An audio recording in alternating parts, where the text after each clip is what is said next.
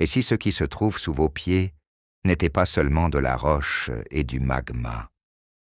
Et si les phénomènes naturels les plus terrifiants, ceux qui font trembler les villes et crachent du feu, étaient sous le contrôle d'entités que vous n'auriez jamais imaginées? Nous parlons souvent des anges qui portent le trône, ou de Jibril qui transmet la révélation. Mais le Coran révèle l'existence de gardiens puissants, situés dans les profondeurs abyssales, chargés d'une mission aussi vitale qu'effrayante. Sourate Az-Zummar, versets 67 et 68. Allah dit: وَمَا قَدَرُوا اللَّهَ حَقَّ قَدْرِهِ وَالْأَرْضُ جَمِيعًا قَبْضَتُهُ يَوْمَ الْقِيَامَةِ وَالسَّمَاوَاتُ مَطْوِيَّاتٌ بِيَمِينِهِ سُبْحَانَهُ وَتَعَالَى عَمَّا يُشْرِكُونَ. Ils n'ont pas estimé Allah comme il devrait l'être. La terre entière sera dans sa main au jour de la résurrection, tandis que les cieux seront pliés dans sa main droite. Gloire et louange à lui.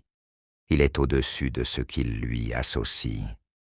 Mais le verset suivant, le 68, nous plonge dans un mécanisme cosmique que peu de gens explorent. وَنُفِخَ فِي الصُّورِ فَصَعِقَ مَنْ فِي السَّمَاوَاتِ وَمَنْ فِي الْأَرْضِ إِلَّا مَنْ شَاءَ اللَّهُ ثُمَّ نُفِخَ فِيهِ أُخْرَى فَإِذَا هُمْ قِيَامٌ يَنْظُرُونَ. Et on soufflera dans le corps, et voilà que ceux qui seront dans les cieux et ceux qui seront sur la terre seront foudroyés, sauf ceux qu'Allah voudra épargner. Puis on y soufflera une seconde fois, et les voilà debout, regardant. Mais entre ces deux souffles, que se passe-t-il? Quel est le lien entre les anges, les cataclysmes et la structure même de notre monde? L'imam al-Qurtubi, l'un des plus grands exégètes du Coran, rapporte une tradition profonde concernant le verset 12 de la sourate Al-Mulk, la royauté. Inna alladhina yakhshawna rabbahum bil ghayb lahum maghfira wa ajrun kabir. Ceux qui redoutent leur Seigneur, bien qu'ils ne le voient pas. Selon les explications des compagnons du prophète, que la paix soit sur lui, la terre que nous habitons repose sur des fondations que nos yeux ne peuvent percevoir. L'histoire raconte, et cela est rapporté dans des récits authentiques remontant à Ibn Abbas, le grand exégète, que sous la terre, il y a un roc, et sous ce roc, il y a un taureau, et sous ce taureau, il y a un poisson, et ce poisson, nommé Bahamut, est suspendu dans un abîme. Mais alors, qui empêche tout cela de s'effondrer? Ibn Abbas a dit: sous le poisson, il y a le vent, et sous le vent, il y a un rocher, et sous le rocher, il y a un ange nommé Hinv ou Ina.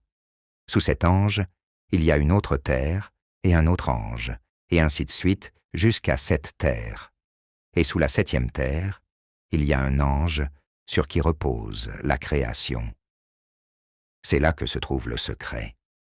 Les anges chargés des phénomènes naturels ne sont pas dans le ciel. Ils sont dans les profondeurs. Ils sont les piliers invisibles de la création.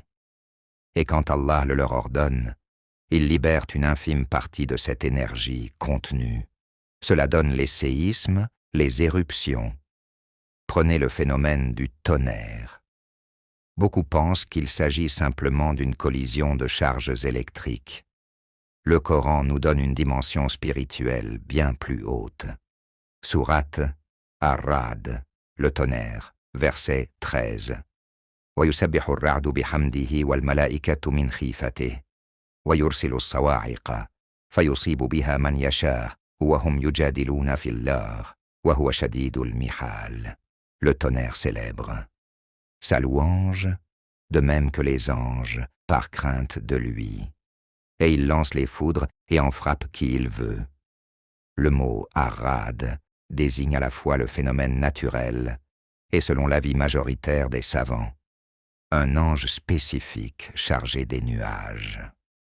Cet ange est si puissant que sa voix est le tonnerre. Lorsqu'il déplace les nuages sous l'ordre d'Allah, le fracas que nous entendons n'est pas juste un bruit, c'est la glorification de cet ange. Et concernant les volcans, une histoire authentique rapportée par Al-Bayhaqi dans L'épreuve de la prophétie raconte un événement sous le califat de Omar ibn al-Khattab.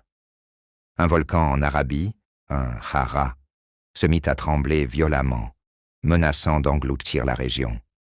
Les habitants, terrifiés, accoururent. Omar, connu pour sa force spirituelle, s'adressa directement au volcan. Il dit « Eskun, fawallah, ma anta alladhi tazlazil, walakinnahu malakun umira bidhalik. » Calme-toi, par Allah, ce n'est pas toi qui fais trembler, c'est un ange qui t'a été ordonné de faire cela. Les compagnons rapportent que Omar s'est adressé à l'ange qui résidait dans cette montagne, et par la permission d'Allah, le calme est revenu instantanément. Les anges sont les exécutants des commandements divins concernant les catastrophes naturelles. Ils ne sont pas indépendants, ils obéissent. Mais leur existence nous rappelle que derrière chaque phénomène physique, il y a une réalité métaphysique. Surat At-Tahrim, l'interdiction, verset 6. Ya ayyuhalladhina amanu, qu anfusakum wa ahlikum nara, waquduha an-nasu wal hijaratu 'alayha, malaikatun ghiladun, shidadun la ya'suna Allah ma amarahum, wa yaf'aluna ma yu'marun. Ô vous qui avez cru, préservez vos personnes et vos familles d'un feu dont le combustible est les gens et les pierres, et sur lequel veillent des anges rudes, durs, qui ne désobéissent jamais à Allah en ce qu'il leur commande, et qui exécutent ce qu'ils ordonnent. Ce sont les Abaniyas, les 19 gardiens de l'enfer, menés par l'ange Malik. Mais le Coran fait un lien subtil entre la structure de la terre et celle de l'enfer. Dans la sourate Al-Balad, la cité, verset 20, le feu se refermera sur eux. Les savants comme Ibn Kathir expliquent que l'enfer est situé sous la 7e terre. Ainsi, les anges qui gardent l'enfer se trouvent littéralement sous la couche terrestre. Ce sont eux qui veillent à ce que les portes de l'enfer restent closes jusqu'au jour du jugement, mais également qui contrôlent, par la volonté d'Allah, les échappées de ce feu qui se manifestent en surface, les volcans. Le prophète Mohammed, paix et salut sur lui, a dit dans un hadith rapporté par Al-Bukhari, « Ishtakatin naru ila rabbiha faqalat, ya Rabbi, akala ba'di ba'dan, fa'adhina laha binafasayn, nafasin fi shita' wa nafasin fi sayf. » L'enfer s'est plaint à son Seigneur en disant, « Ô mon Seigneur, mes parties se dévorent les unes les autres. » Alors Allah lui a permis de prendre 2 inspirations, une en hiver et une en été. Alors, que devons-nous retenir de cette histoire vraie, ancrée dans le Coran et la Sunna? Premièrement, la peur salutaire. Quand la terre tremble, ce n'est pas juste un caprice géologique. C'est un rappel d'Allah. Les anges exécutent ses ordres. Cela doit nous pousser à nous repentir et à revenir vers lui. Deuxièmement, la grandeur d'Allah. Imaginez la puissance de ces anges qui contiennent les forces titanesques sous nos pieds. Pourtant, eux-mêmes sont des créatures soumises. Alors, quelle est la grandeur du Créateur? Troisièmement, l'humilité. Nous marchons sur une croûte terrestre extrêmement fine. Sous nos pieds, des gardiens puissants, du feu, et une immense miséricorde qui retient tout cela.